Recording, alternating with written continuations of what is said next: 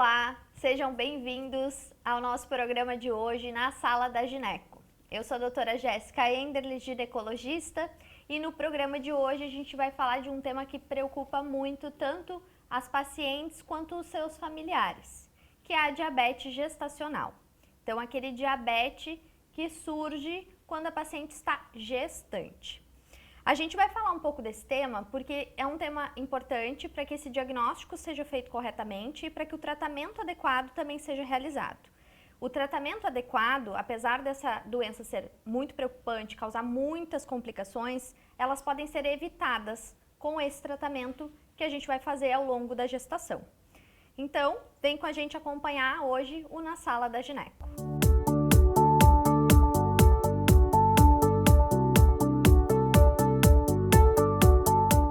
Então, hoje a gente vai trazer uma convidada super especial, a doutora Juliana. Seja bem-vinda, Juliana. Obrigada.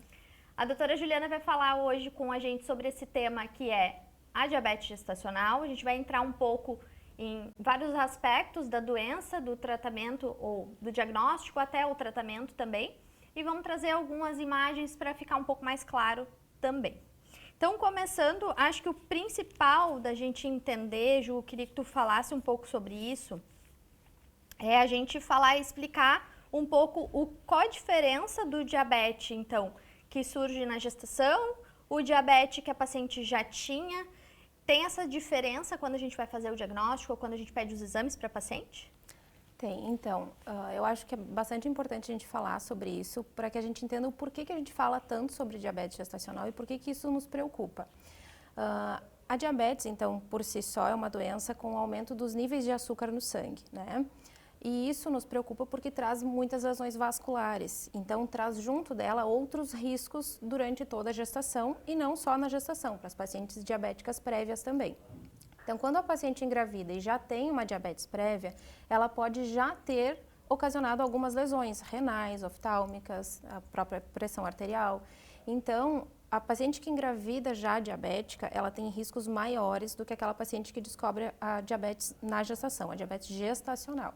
Então, a diferença, principalmente em relação aos riscos a longo prazo, e claro, o controle e o tratamento das duas ocasiões, ele vai ser semelhante, né? A base de dieta, atividade física, uso de medicação, se dá para os dois fatores, mas também tem essa questão do risco da gente se preocupar um pouco mais quando ela já vem antes. Né? Entendi. Então, pode ser que a paciente tenha diabetes já previamente, mas ela não sabia e ela descobre na gestação. Exatamente. Tá. E aí essa diabetes talvez vai ser uma diabetes um pouco mais difícil até de tratar, né? Exato. Pra gente explicar então um pouquinho, Ju, como que funciona, assim, a gente fala de diabetes quando a gente fala em glicose, que é quando tem muito açúcar no sangue, mas a gente também ouve falar da insulina, né? Isso, então, a insulina, ela é produzida pelo pâncreas, né, e ela é o que carrega a glicose para dentro das células, né. Então, a glicose, ela é muito importante, porque ela é o que dá energia para o nosso metabolismo, para as funções celulares no geral. Então, a gente precisa desse açúcar. E a insulina faz com que ela entre na célula para que ela tenha a sua ação. Inclusive, Ju, a gente vai colocar uma imagem agora aqui na TV para a gente tentar exemplificar um pouco como que funciona esse mecanismo. Exatamente, assim, então... o que vocês veem ali, a insulina sendo a chavezinha abrindo aquela fechadura, é porque justamente ela abre essa fechadura para que a glicose entre na célula e tenha a sua ação. Né? E eu gostei da imagem que tem aquela glicose ali fora, né? Porque o que acontece na diabetes? É quando essa glicose ela fica em excesso e aí ela fica na circulação sanguínea, ela não entra para fazer o seu metabolismo e aí por isso ela causa algumas lesões vasculares. Por isso que a gente fala tanto dos riscos associados ao diabetes. Não, o problema não é só o açúcar aumentado, é tudo que ele causa no corpo a longo prazo. Sim. Até tem um dado que a gente fala, né, que 50% das mulheres que elas têm diabetes gestacional, elas vão desenvolver ou têm uma predisposição a desenvolver uma diabetes tipo 2 no futuro, né? Exatamente. As pacientes com diabetes gestacional, inclusive, devem ser testadas novamente no pós-parto, né? E a gente sabe que 10% em até 5 anos permanece com diabetes, ela vai aparecer em algum momento, né, se a gente não corrigir fatores. E até 50% em até 15 anos. Então, quando a gente fala em longo prazo, realmente é longo prazo. A gente precisa ter o acompanhamento dessa paciente pensando no futuro também, não só ali naquele momento. Que isso é um sinal, né? Exatamente. É um sinal de que talvez essa paciente tenha uma resistência à insulina mesmo na célula dela, né? Exatamente. E a gente tem, Tu consegue nos relembrar, tipo, o fator de risco para paciente ter diabetes gestacional, Ju? Sim. Então, o principal fator de risco é o sobrepeso. A gente sabe que hoje a nossa população é muito sedentária, né? E a grande maioria está sobrepeso. Então, a questão maior da diabetes, tanto gestacional quanto fora dela, é a resistência insulínica. Então, tudo que for associado a isso acaba trazendo um risco maior. Então, a paciente sedentária ou que já tem histórico de diabetes, né? Tanto numa gestação anterior quanto diabetes na família, né? Mãe, pai, irmãos, existe um risco maior. Aquela paciente que tem uma má alimentação já prévia, né? A gente sabe que tem uma dificuldade maior também. Então, todos os fatores associados ao aumento da resistência podem aumentar o risco durante a gestação também. Certo. E até uma coisa interessante hoje em dia a gente também tem as pacientes tendo filho mais velha, né, Ju? Exatamente. E é importante relembrar que a partir dos 35, principalmente a partir dos 40, mas a partir dos 35 a gente já também começa a aumentar esse risco de diabetes gestacional nas pacientes, né? A gestação, a grande maioria tem sido a partir dos 35 anos, né? A gente tem visto um aumento muito grande nas pacientes com mais idade tendo filhos e tendo filhos tranquilamente, corrigindo fatores e com gestações saudáveis também. Mas a gente sabe que sim, o risco pela idade, pelo fator idade, mesmo que a paciente seja eutrófica, né? Com peso normal, atividade física em dia, toda a saúde em dia, pela idade, isso por si só também já é um fator de risco. Já aumenta, né? E como, agora entrando um pouco no como que a gente vai saber se essa paciente tem diabetes gestacional ou não, né? Sim. Eu até trouxe um fluxograma que a gente pode usar. Nesse fluxograma a gente pode explicar um pouquinho do que a gente faz na primeira consulta, né? Exatamente. Então, como a diabetes é uma preocupação mundial, existem vários protocolos para a gente seguir em qualquer lugar do mundo. Então, a primeira consulta, a gente já rastreia diabetes, tá? Para todas as gestantes, independente dos fatores de risco. Então, é feita a glicemia de jejum. O ideal é que seja no primeiro trimestre, mas ela pode ser feita em qualquer momento da gestação, quando aquela paciente iniciar o pré-natal. E uma glicemia de jejum maior ou igual a 92, ela já é diabética. Ela já entra para a categoria de diabetes gestacional. Ai, doutora, mas eu 93. É diabetes. Deu 92, né? 92. Mas vamos repetir, eu comi muito doce essa semana. Gente, você pode comer doce a semana inteira. Se o teu pâncreas está funcionando bem, se a tua resistência insulínica está ok, tu tem uma ação normal, ela vai dar normal. Então, não teria por que repetir essa glicemia de jejum para ver se realmente deu. Exceto, claro, se a paciente não fez o jejum correto. Né? A gente precisa ali das 10 horas de jejum, pelo menos, para que esse exame seja feito adequadamente. Então, deu menor, a gente repete igual nas 24, 28 semanas, né, para reavaliar. E isso é para todas as pacientes que deram normal, tá? Que é aquele de tomar o líquido, né, Ju? Isso. O teste de tolerância à glicose, ele deve ser feito em jejum, é consumido 75 gramas de glicose. Eu sempre explico que é um líquido bem enjoativo, bem doce, mas que a paciente tem que ser feito, né? A gente só não faz para as pacientes que já deram positivo, né, que nem dizem no fluxograma. Por isso que não existe confirmar com o teste de glicose, a gente não confirma, a gente não repete e deu normal, né? Não, fez ali, deu maior no primeiro, a gente já considera. Esse teste é feito para quem não teve o diagnóstico nesse primeiro exame. Então, é feita essa sobrecarga de glicose para reavaliar essa resistência insulínica. E uma das coisas que eu gosto de falar, por que a gente repete esse exame, por que a gente monitora essa paciente até o final, né? Durante a gestação, né, a placenta, ela produz também hormônios e ela muda as proporções do nosso corpo também. E existe o hormônio lactogênio placentário que aumenta a resistência insulínica celular nessa gestante. Então, estar grávida já faz com que a gente tenha uma resistência insulínica maior. Tanto que os padrões de glicose que a gente tem nas tabelas são diferentes da paciente não grávida, né? Então, a gente tem uma predisposição maior. Então, isso, conforme o desenvolver da gestação, essa placenta vai produzindo mais hormônio, a nossa resistência insulínica vai aumentando ao longo da gestação e a gente precisa monitorar até o final.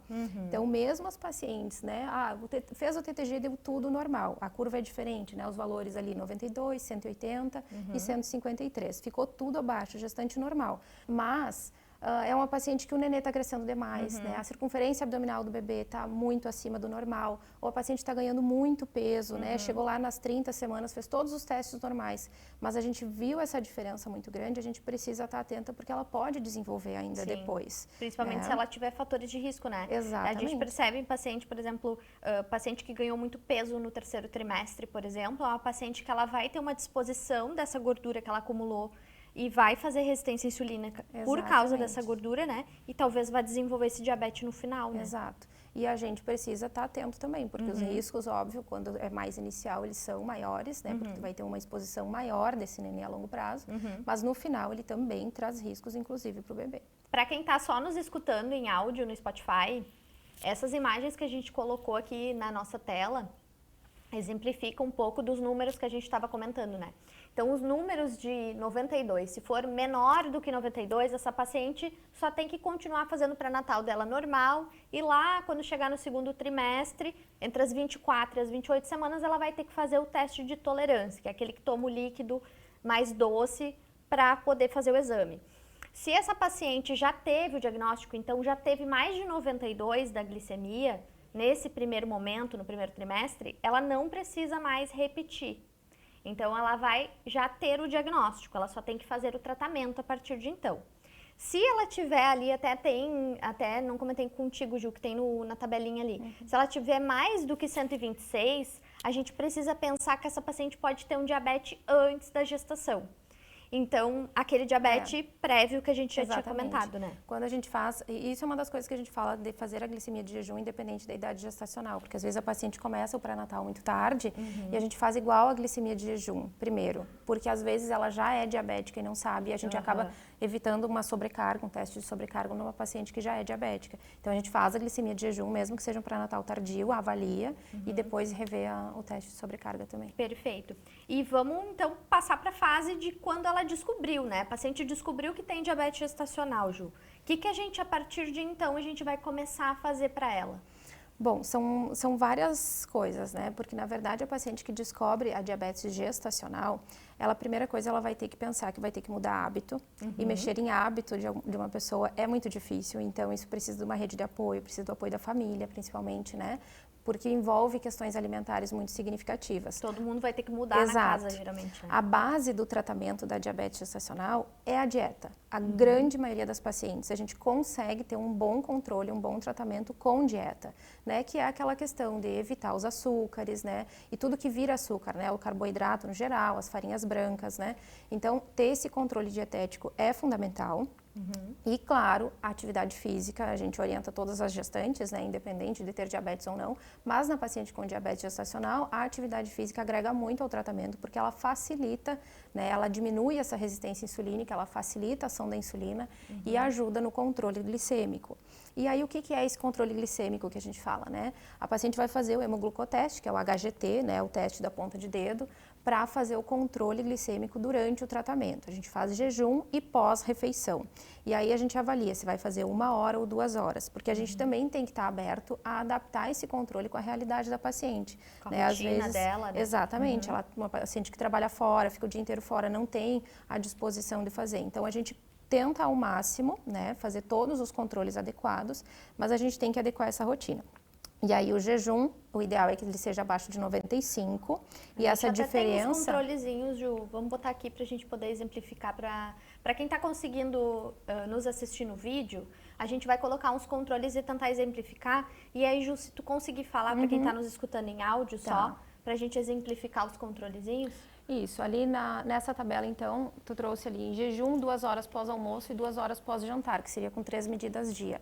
O ideal, né, que a gente tenha um jejum abaixo de 95 e 2 horas pós-refeição abaixo de 120. A gente também pode fazer o controle com 1 hora pós-refeição, que daí deve ser abaixo de 140. Por isso que daí a gente adapta conforme a realidade daquela paciente. Tipo, essa paciente, por exemplo, que a gente colocou ali, é uma paciente que tem 4 jejuns alterados. Alterados, né? Exato. E ela tem pós-jantar também alterado.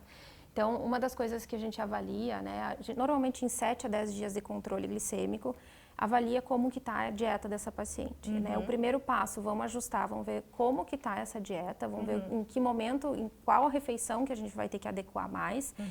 Óbvio que, com certeza, a nutricionista tem um papel fundamental na dieta para diabetes gestacional.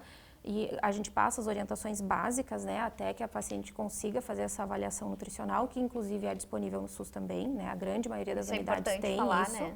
Né? Então, tem essa disposição e a gente avalia. Não conseguiu controlar com dieta, acima de 30% dos valores alterados já tem indicação da gente entrar com tratamento medicamentoso.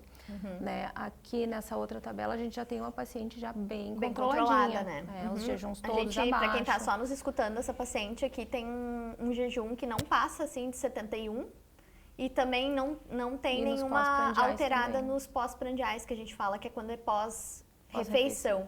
Então, só tem no máximo 94, aqui 97, o pós-almoço dela, né? Então, essa paciente é uma paciente que está com o tratamento adequado. Se foi só dieta, maravilha, ela vai seguir com esse controle dietético, né? Com controle...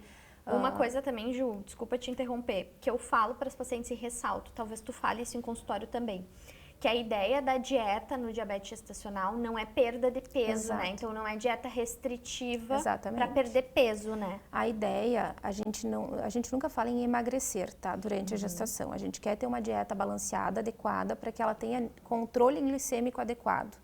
Né? Claro que às vezes acontece da paciente não ganhar peso ou perder um pouco de peso, às vezes quando é uma paciente mais obesa ou sobrepeso, ela tem essa diferença, mas não é o objetivo, então não é dieta radical, não é dieta restritiva, pelo contrário, é adequar o que ela está comendo durante o dia.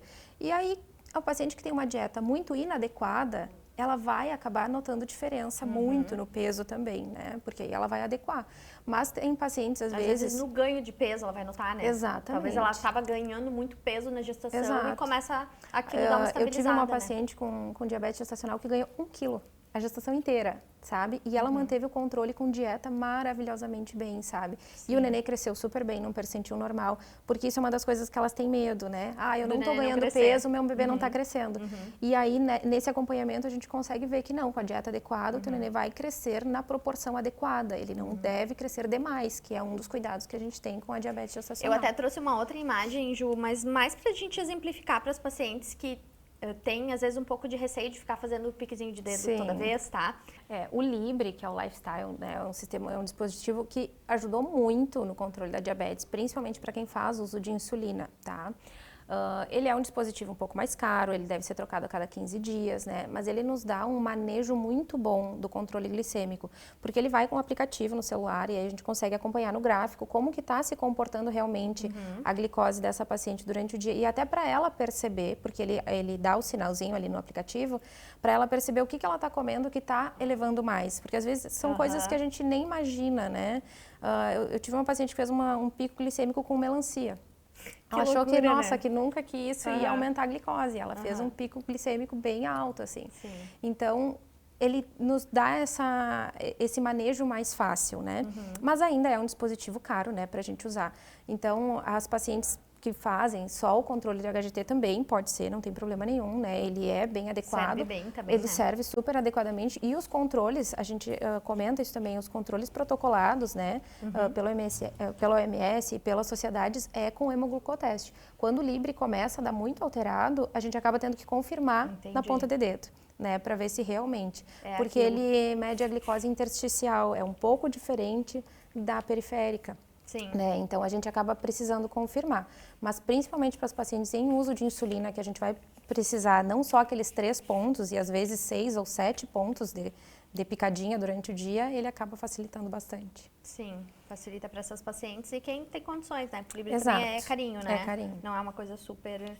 Mas a gente tem disponível o hemoglicoteste no SUS, né? Exatamente. Tem disponível para os pacientes pegarem no seu posto de saúde, né? Exato. Acho que mesmo que as pacientes façam o pré-natal de convênio, de particular, elas conseguem pegar no SUS também, né? O Sistema Único é liberado, né? É só fazer o vínculo com a unidade de saúde e consegue fazer os testes.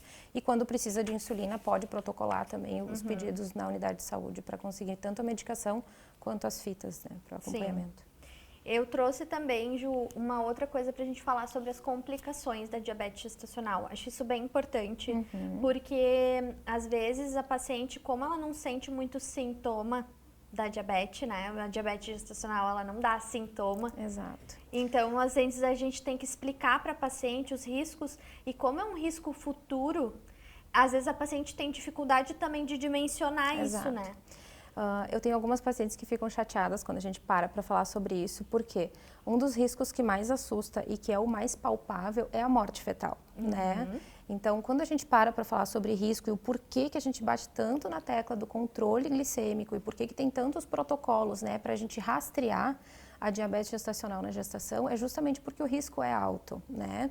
A diabetes gestacional, apesar de, às vezes, o controle, o diagnóstico foi feito com uma glicemia baixa, né? Mas ela está hiperglicêmica, então aquele bebê está exposto a uma glicose mais alta, ele está produzindo mais insulina no ambiente uterino, então ele vai ter os riscos, né? Então, o que acontece? Quando a gente tem diabetes gestacional, a gente tem um risco maior de aborto precoce, de perda fetal tardia, né? Nenê que morre na barriga com 30, 35 semanas por mau controle glicêmico. Por pico, né? Por Geralmente pico, eles morrem por isso, exatamente. né, Ju? E quando é um mau controle crônico também, né? Porque eles fazem muito distúrbio metabólico. Então, aquele nenê que está crescendo demais, está muito exagerado, ele acaba não aguentando mesmo aquelas alterações metabólicas, né? Então, a gente precisa ter esse controle. Além, claro, dos riscos vasculares, né? Aumento do risco para a mãe em relação à pré-eclâmpsia, hipertensão, né? Aumenta o risco de um parto mais traumático, às vezes um bebê macrossômico, né? Às vezes, no trabalho de parto, aumenta o risco de distócia de ombro, aumenta o risco do parto cirúrgico, né? Então, os riscos Esses em dias si até são teve uma vários. notícia, não sei se tu viu, Ju, de um bebê que pesou 5 quilos e pouco, né? A gente sempre, eu acho que tu deve ter pensado a mesma coisa. A obstetra sempre pensa, bah, essa mãe certamente tinha um diabetes gestacional ali, Com né? certeza. E isso, às vezes, as pessoas acham, nossa, que legal, o nenê gordinho. E para nós é uma grande preocupação. Porque esse nenê de 5 quilos, ele com certeza fez hipoglicemia, né? Que isso é um dos riscos também que a gente sempre fala. O nenê que está acostumado nesse ambiente com muita glicose, ele vem produzindo muita insulina. O nenê fica hiperinsulinêmico, né? Porque quem tá mandando é a mãe pelo cordão, Exatamente, né? a mãe está mandando açúcar. Aí o bebê nasce e para de receber aquele monte de glicose, porque ele vai ter que mamar, tem o gasto calórico da mamada, ele tem que aprender a mamar. E às vezes, mesmo suplementando, né, mesmo usando o complemento, esse nenê tem tanta insulina que ele vai fazer um nadir, na verdade, né, baixa demais essa glicose e isso traz dano neurológico para essa criança. Então, às vezes é uma criança que nasce com uma idade gestacional boa, né, tá tudo certinho, mas faz essa hipoglicemia e tem risco sim, às vezes inclusive de ir para uma UTI neonatal mesmo, um nenê a termo. Morte fetal, né? E esses problemas neurológicos. Exatamente. Né? Isso é bem importante, É né? muito importante. Uma coisa que a gente ressalta também é a questão pulmonar, né? O Sim. nenenzinho também não tem a capacidade pulmonar dele, ele demora mais para se adaptar. Ele demora aqui, mais né? para se adaptar. A maturidade pulmonar ela é atrasada em relação ao mesmo bebê com a mesma idade gestacional, com uma mãe sem diabetes gestacional. Sim. E dos partos também que eu queria comentar, Ju, a gente fala muito de risco, né? E mesmo que esse nenê tenha um peso adequado, vamos dizer assim, mesmo que esse nenê pese, vamos dizer que ele pese 13.700, 13.800, né? Esse nenê, ele naturalmente tem mais risco de um parto, por exemplo, né? Do que uma paciente que não tenha diabetes gestacional. Sim, tu quer dizer assim, do parto ser Da mais distócia, traumático, da isso. distócia, sim. O parto, ele costuma ser um pouco mais difícil quando o nenê tem alguma descompensação, né? Principalmente nos bebês acima do percentil 90, né? A gente fala em percentil de crescimento, que é a média populacional para o crescimento daquele bebê para aquela idade. Então, por exemplo, uma gestante de 37 semanas, às vezes com um nenê de 13.800, a gente pensa, não passou os 4 quilos, mas é um nenê que está muito acima do período dele. Então, isso também traz alguns riscos para a hora do parto, sim. Sim. Ju, tem algumas perguntinhas aqui que eu achei bem interessante da gente trazer, que são perguntas de paciente, tá? E eu queria que a gente discutisse um pouco sobre elas, tá? Respostas rápidas, assim, mais pra gente trazer, sim, tá, Ju? E a primeira é, se a gestante ela precisa se preparar para o teste de glicemia, o que ela tem que fazer? Na verdade, o preparo é o jejum, né? Porque às vezes os pacientes acham que tem que fazer uma dieta, ou que nem eu comentei antes, né? Eu comi muito doce essa semana, por isso que deu alterado. Não, o teu pâncreas tem que estar funcionando normal para a exposição que tu teve. Então, fazendo o jejum do exame ali, é isso que a gente tem que fazer. Até porque tu tem que ter o teu dia a dia, né? Exatamente. Se você comeu doce a semana passada, provavelmente na próxima semana tu vai comer também, né? Exatamente. Então, sim. Tá. E então, se o resultado estiver alterado, eu preciso procurar. Isso, sempre, né? O resultado alterado, a gente precisa fazer o atendimento pré-natal adequado, né? E isso eu sempre falo porque, às vezes, na rede pública, a primeira consulta é com a enfermeira e depois é que é encaminhada essa gestante. Às vezes, por um processo de facilitação até desse início de pré-natal, dos primeiros exames. E a paciente que tem esse rastreio alterado já no início, ela deve ser encaminhada já para o médico, de preferência um ginecologista obstetra, que vai fazer o acompanhamento adequado dessa diabetes gestacional, tá? Então, o primeiro passo com resultado alterado é o início do pré-natal adequado, o controle glicêmico, o controle da dieta, avaliar a questão de atividade física, que é importante também, e aí planejar, né, as reavaliações para avaliar tratamento também. Porque mesmo se ela tiver um controle normal, depois, não quer dizer que ela se curou do diabetes gestacional, né? Isso é bem importante também, né? Exatamente. Tá. O controle adequado, ele vai do início ao fim, né? A dieta não é um mês, tá bom, melhorei, volto à minha dieta anterior. A dieta tu vai manter até o final da gestação, até esse bebê nascer. Tu ganhou o carimbo de diabetes gestacional até o neném nascer, né? E até depois, né? Quando tu vai ter que fazer o examezinho. Então tá. Exato. Ju, infelizmente nós vamos ter que terminar, tá tão tanta bom coisa o pra papo, falar. mas vai ser foi muito legal a gente conversar sobre isso, porque é um assunto que eu acho que tem muita dúvida ainda e as pacientes devem trazer isso para o teu consultório também, né? E mesmo tirando todas essas dúvidas, ainda fica muita coisa no ar. Sim. Então, eu queria te agradecer por todas as tuas explicações e queria que tu deixasse as tuas redes sociais, onde as pessoas podem te acompanhar, onde que elas podem te encontrar, se elas quiserem fazer o pré-natal delas com você. Eu queria agradecer muito a oportunidade de estar aqui e falar sobre esse tema que eu acho muito importante, né, para a gente cuidar das nossas mamães e dos nossos bebês, principalmente. Eu brinco que o obstetra tem 2 pacientes, né, a gente cuida da mãe, mas a gente pensando no bebê também. Eu trabalho em Capão da Canoa, né, então as minhas redes sociais é DRA, doutora Juliana M. Severo, podem me procurar lá, quando precisarem também posto bastante coisa, tem bastante informação também sobre diabetes na página lá e tenho certeza que vai ter bastante coisa legal. Perfeito, obrigada, Ju. Então, por hoje é só, gente. Esse programa é um programa especial porque eu acho que diabetes gestacional está se tornando cada vez mais comum. Acho que a gente precisa falar sobre esse tema, é um tema importante.